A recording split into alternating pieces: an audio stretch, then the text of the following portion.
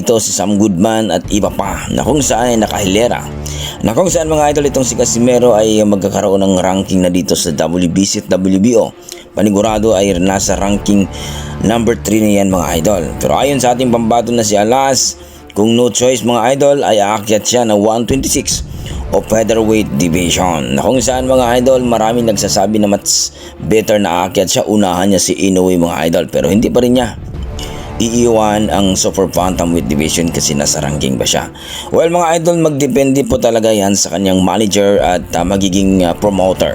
Tandaan natin na si Masayuki Ito ang Japanese promoter ni Cuadras Casimero ay hindi na po sila connected ngayon sapagkat tapos na po ang kontrata ni Cuadras Casimero dito sa mga Hapon na promoter mga idol. Pero depende pa yan ni Casimero mga idol at ni Masayuki Ito na kung saan na